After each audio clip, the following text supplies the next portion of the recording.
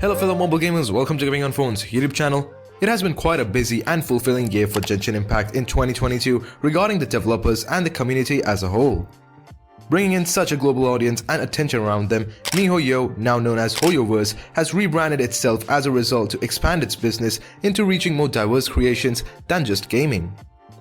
Regardless of the decisions, the year proved to be another fulfilling year on their part, with all the good and all the bad included. In this year-end review, we will look back at some notable highlights that the game of Genshin Impact has experienced during the year 2022. We will discuss the various controversies, new characters involved, and the brand new announcements which have kept the community in buzz throughout the whole year. So without wasting any time, let's head straight towards the video.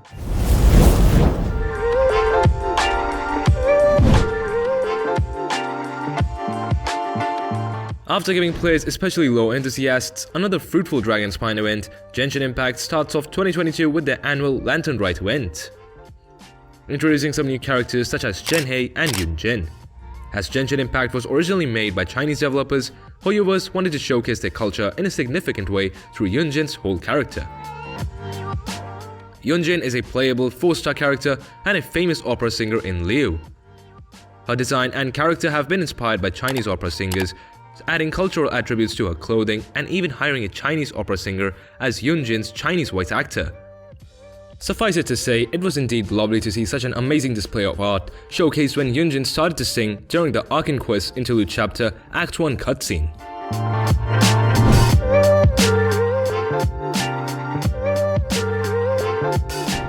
There is no easier or more digestible way to say this up front. Inazuma's whole Arcane storyline was undeniably bad. A majority of the fan community has agreed on this, and in some ways the Genshin Impact developers probably regret their story direction too, judging by the way we immediately got Raiden Shogun's second story quest as a means to salvage her character. Although Genshin Impact takes meticulous time in crafting and world-building the story of Teviot and beyond, they do not capture their essence and showcase them through their main story quests. It's a matter of show don't tell, and it seems that the backlash of poor writing choices did not fall on deaf ears, as the Raiden Shogun's second story quest is now dubbed to be one of the best story quests yet. Although it did not fix the already damaged Inazuma plot, it did showcase Raiden Ai's character and a means of eternity.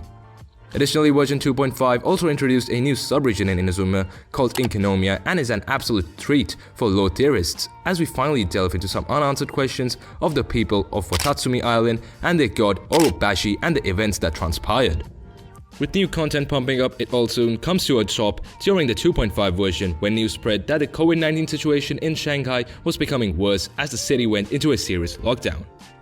As such, Genshin Impact announced its first ever patch update delay as the game went on content drought for 2 weeks, and Kamisato Ayaka's banner ended up being the longest running banner in the game.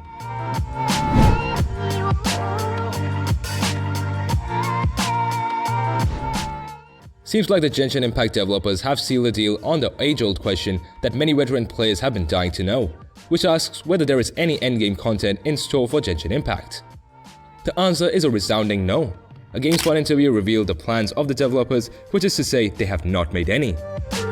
In the interview, they explained how the Spiral Abyss is a sufficient enough gameplay activity that players can partake in if they wish to do so, and that anything beyond that may give anxiety to the players. Of course, this has not put a strain on any casual players or any players who just play Genshin Impact without the fuss of making the strongest teams, but it has angered many of the whale or meta players who spend hundreds and thousands of dollars in the gacha game.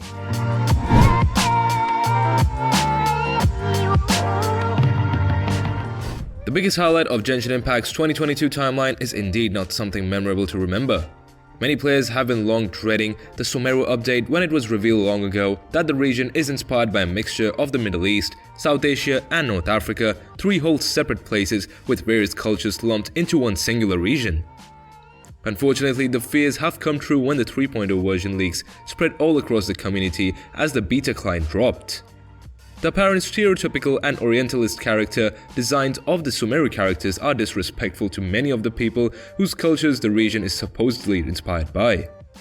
For example, Niu's design is reduced to a typical orientalist belly dancer outfit, and Dori is blatantly depicted as a racist caricature of a scheming merchant.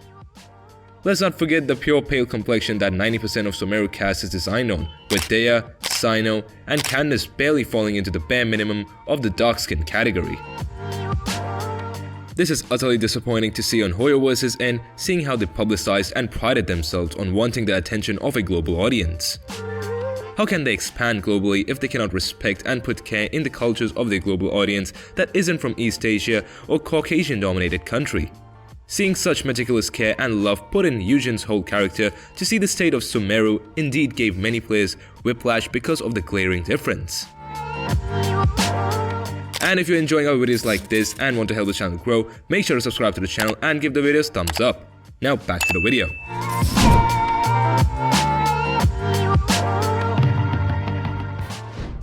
All controversy aside, Sumeru introduced a great many things in terms of both the improved writing of the Archon quests and the introduction of Dendro being the game changer of reactions and meta.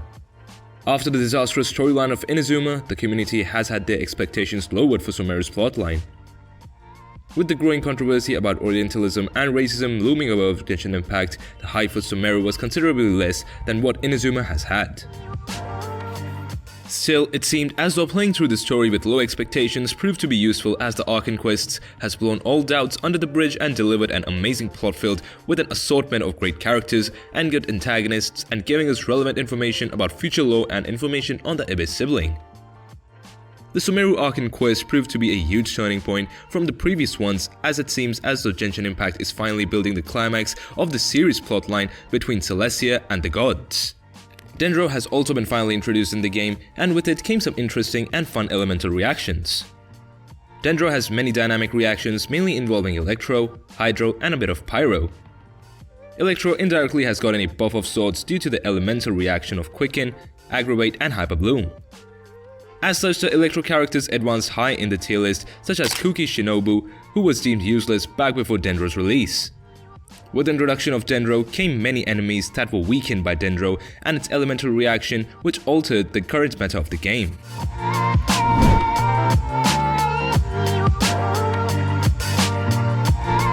During the 3.1 livestream, the devs from HoYoVerse teased a little snippet of an upcoming project they have been working on for a while. That said project is no other but a teaser of an upcoming Genshin Impact anime in the making in collaboration with Ufotable.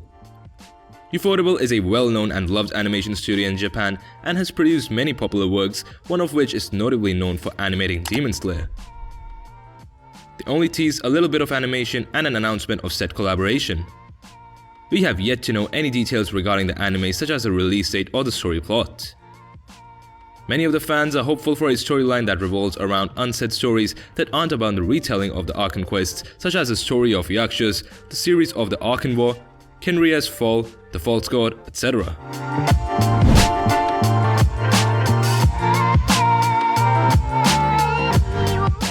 Just like every year, Genshin Impact, being such a fan favorite and popular game, keeps on getting nominated for various award shows. Although there is one particular category that they have sparked many controversies and accusations, particularly a one-sided beef with the Sonic fan community. Many people, including non-Genshin players, have knowledge about HoYoVerse setting Primogems by any means, whether as an apology or as thank you. Using that knowledge, many non-Genshin fans accuse Genshin Impact of bribing their player base with the gacha currency in exchange for votes in the Player's Choice Award, while others are accused of voting with bot spams. Nonetheless, the accusations did not stop the game from winning the award in the end.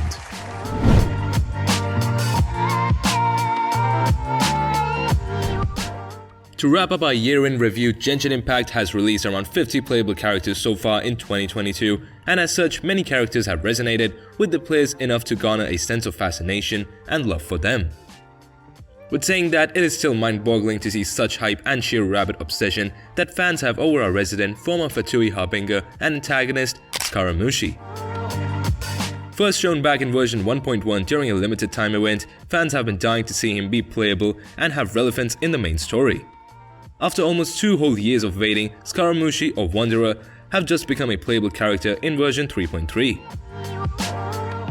It is truly admirable to see such dedication and loyalty for Wanderer, seeing as how fans have been saving since the dawn of time and have made his character reveal posts on Twitter the most liked tweet there. As said before in this video, Genshin Impact has had another impactful year in 2022 with ups and downs. Despite Sumeru receiving a lot less hype on the socials, it seems to not be such a case judging by the overwhelming high sales each banner got, especially Nahida. Players must look out for future content such as Fontaine, as it will be released next in 2023 and will seem to be quite a ride. Content aside, Genshin Impact developers should be more considerate of their global player base and listen to their opinions about certain issues regarding the game, if they boldly state about wanting to reach a global audience. So that's it for today. What are your thoughts on the 2022 highlights of Genshin Impact in the year in review? Let us know in the comments below. We'll be back with more exciting mobile gaming videos soon. Meanwhile, you can always check the previous week's news highlights and our website www.GamingonPhone.com. So see you in the next video.